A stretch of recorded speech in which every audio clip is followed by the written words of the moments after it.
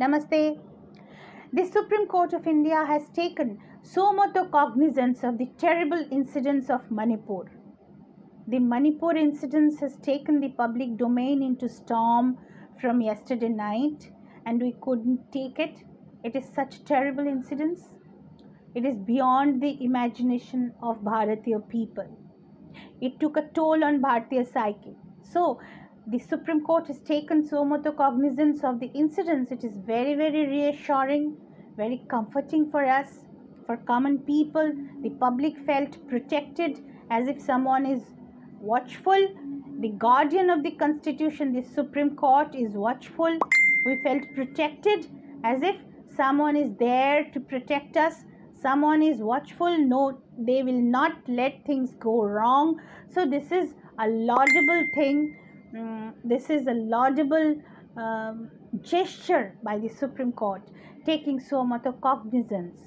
But at the same time, certain questions are storming our minds.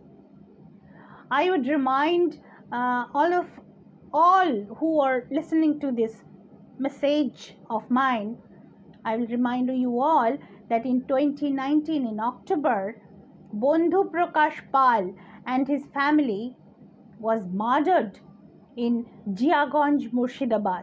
And we all remember the gory scenes, the way Bondhu Prakash Pal and his family, his pregnant wife Beauty and his little boy Ankon was murdered.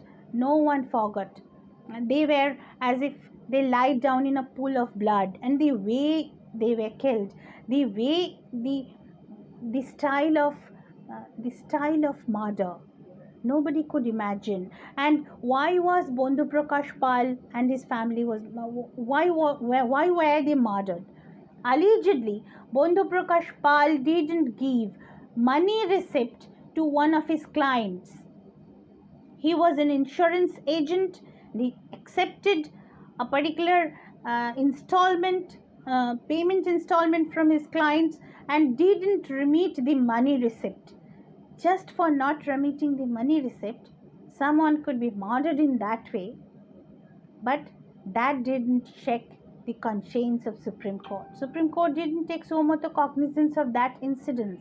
But if we compare the two incidents, the incident of Manipur and that of the murder of Bondhu Prakash Pal and his family, I don't know whether the two are comparable or not, but the two, the kind of impacts they create on our minds are definitely comparable. Supreme Court, under such situation, we expected Supreme Court to take so much cognizance, because under which situation a person can murder an insurance agent for not giving mere a money receipt, and that particular way of murdering, that brutality, that monstrosity, how is it possible? What was the psyche of the murderer? Who are the people? Who were they really? Such questions were there. Such questions stormed the mind of the people. But Supreme Court was unmoved. They didn't take so much cognizance. We do not know why. Then again, after post-poll violence 2021, West Bengal was stormed with incidences one after another. The public domain was flooded with incidences, flooded with videos, photos, and leave aside the documents in the public domain. Supreme Court had heard the appeal of two victims of gang rape. In Manipur, Supreme Court CJI Chandrachud has taken so much cognizance against a gang rape incidents, and he said that if the state doesn't act, we will. Very, very reassuring, I must say. And we are, as public, the common men are thankful to CJI Chandrachud. But at the same time, in 2021, two gang rape victims went to Supreme Court too. One of them were a 64-year-old woman. The other one was a 17-year-old girl. So this was the age range, 64 to 17. Another girl of 16 was also gang raped. in that phase. So series of gang rapes, one after another gang rapes, and then so many rapes, so many sexual assault at the same time, the same period, in the month of August. Only in the month of August 2021, there were 4 rapes, and out of them, 3 were gang rapes. And but even then, Supreme Court didn't take so much of cognizance. What happened? Why so many? Why the environment of West Bengal changing? Why so many gang rapes? Why so many rapes? Why are so many murders? What is there? What is wrong?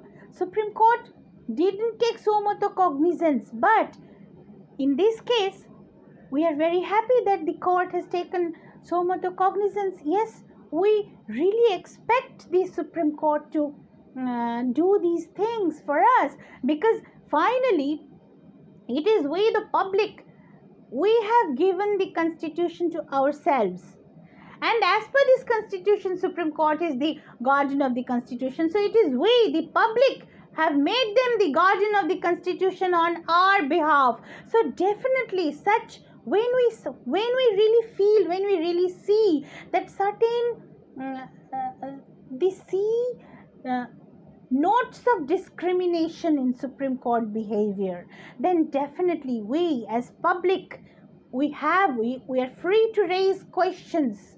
We are free, actually we have the fullest right as the public, because it is the public who have given the constitution to themselves. We have given the constitution to ourselves, and as per this constitution, Supreme Court is the guardian of the constitution. So we have the right, when we feel that Supreme Court's attitude and actions are discriminatory, when apparently similar incidents in different states are being treated differently by the top court, then it appears as discrimination.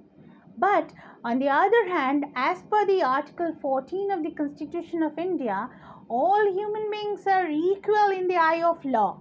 If that be the case, then the question that the apparent difference between the behavior of Supreme Court in case of Manipur and the behavior of Supreme Court in case of West Bengal, is it discrimination? Is such discrimination violating Article 14? That is the question I want to raise in the public domain to all the people who are listening to this message. Thank you very much.